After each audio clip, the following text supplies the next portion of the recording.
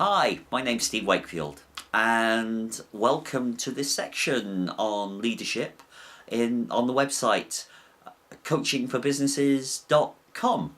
And in this particular section, we're going to talk about training, coaching, and mentoring, and the difference between the three. I won't focus too much on training. It's a great way of instructing people. It's normally done in a classroom style with a teacher and pupils, and it's there to help impart knowledge and instruct people as to how to use maybe software differently, an update on software. It may be an update on procedures and processes that people have to learn. And it's a great way of imparting knowledge on people. You then expect people to go away and whatever knowledge that they've learned to use it in their job, in their everyday jobs.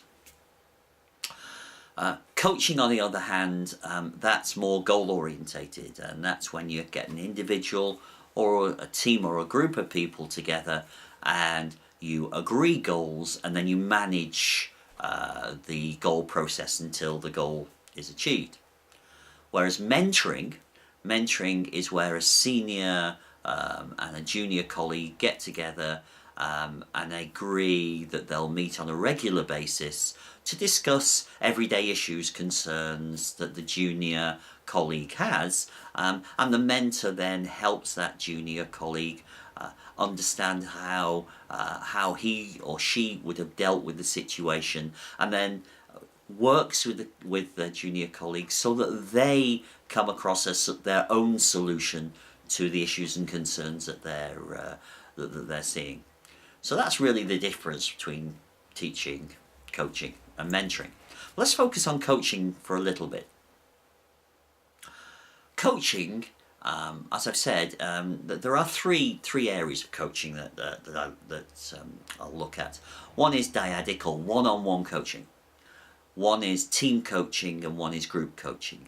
Team is where typically it's some people who normally work together come in and look at a goal to help their team attain that goal, whatever it could be. It could be anything with regards to improving the productivity of the group and communication of the group. Whatever it is, there is a goal that team who work together normally want to achieve. Group, on the other hand, is when you bring a group of people together that don't normally work together. And what you're doing then is you're introducing people that don't know each other and expecting them to agree a goal and agree a way forward to achieve that goal. And then group dynamics come into it, understanding how groups form and splinter. So when we look at dyadic or one-on-one teaching, I use an acronym called GROW when I'm working with them. And that is fairly simple. It's how, first of all, a goal, that's a G. You agree a goal, and we look at goal setting in another section. But you agree your goal, you agree the current reality, so where you are at the moment, what's the current situation. You then look at the options, because there will normally be more than one option as to how to achieve your goal. So you look at all the various options, and then you look at the way forward. That's goal, current reality, all the options, and then you look at the way forward. The way forward is all the actions you put into place, the tasks, the subtasks, and the timeline. Okay, and then once you've done that, you have another meeting at a later date, and rather than grow, you use regrow. The R actually at the beginning of the word stands for review. So you review where you are now. You review, okay, this is where we were. Now we're looking at where we are. What are the current actions? Where have they taken? You then evaluate to see how effective those actions have been.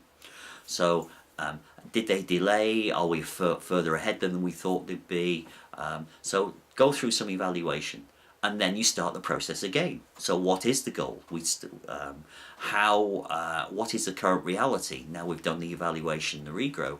What are the options? Are there more options that have come, or are there fewer options? Is it narrowed? And then we agree a way forward the tasks, and away we go again. So that's regrow, and this process happens until the goal is met. It's a great way of helping people be accountable for the goals that you've set them. Now, when you're looking at teams, or people that normally work together, is bringing them together. And for this one, I used the acronym GROUP. It's very similar in that the G stands for the goal, an agreed goal of the team. Then you look for the current reality, where we are as a reality. Then you look for the options. So there are maybe, again, many options. Which ones do we choose? The U actually stands for common understanding, in that there are many times when you can stand up and communicate, and what you believe you've communicated is clear and concise. But different people within the group, because of their different belief systems, may well be presented with the same facts and figures, but they have a different understanding of the options or the way forward, or what the goal actually is. So it's getting a common agreement within people to say, yes, we understand exactly what we're trying to achieve here, and we understand the options. And then, once that is done, you can look at the processes and procedures, as in P, that need to be followed in order to be able to move towards that goal. And that's actions for each individual, how individuals will work together, and agree a time when you'll come and review. Because yes, then we do a regroup, and again that's looking at the reviewing how things have gone since the last meeting and all the tasks that have been done, evaluating how effective they've all been, and then reassessing the goal, going through the current reality, looking at the options, common understandings, and then looking at the new processes and procedures that are in place in order to be able to continue towards that goal. So you can see how that works. And that's in the team. You might say, well, surely it's the same as in the group. And for the acronym, you'd be absolutely right. The one thing that I put in there, because you're bringing people together that are from different parts of the organisation, what you've got to be aware of is how groups splinter and how they form smaller groups. And so be careful of the group dynamics here, because what you'll get is you'll get people who are maybe married on one or single on another, or football teams, or whether they've got children or whether they've got grandchildren, and they'll tend to sit together and form their own opinions. And if you've got a dominant splinter group within your group, then that may well dominate the discussion. They may well dominate it. So it's important that as a coach, that you understand that process and bring people into the group and help people come together that have diverse opinions. Only when you've got people with diverse opinions do you start to get creative and come up with some pretty off-the-wall solutions that I've seen work wonderfully well as you're moving towards a goal. So that's it. That's the three things. It's training, coaching, and that's the three coaching methods. The other way is mentoring. What is mentoring? Well, mentoring is where you get a senior colleague and a junior colleague together. You team them together, and you ask the senior colleague helps the junior colleague in everyday situations. Mentoring has both a formal and a informal approach. I often see people that mentor who say, I mentor, we meet regularly at the coffee machine, we'll have a chat, and I'll explain what I would have done in that situation. That's good, but that's not really mentoring.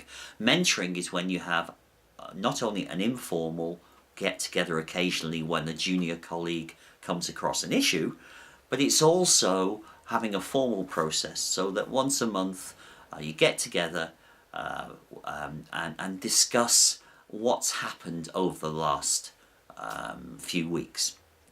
And obviously, in today's world, you don't need to be in the same room.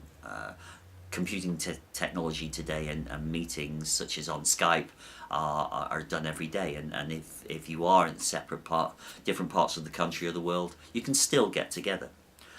What I ask people to do when they're mentoring, if somebody who is mentoring asks a junior colleague if any issues and the answer is no, well, one of the techniques that I suggest is asking if the junior colleague what's been his wins over the past month, and he'll give me 3 wins, and then you ask for what's been 3 negatives. What 3 things do you think you could have done better, or where you struggled?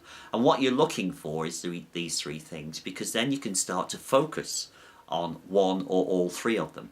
It's amazing. It's a really good, powerful technique, and incidentally, usually it's the 3rd one that is the most important to them. It's where they've really had to think about issues or concerns that they've had, and actually focusing on that and helping them develop their thought processes behind it is very powerful, and it really does help the junior colleague mature into the colleague that you're looking for. Bring them forward. So that's it. That's the 3 things. That's training, coaching, and mentoring, and what all 3, and each one can be used in different situations. How you use them is up to you.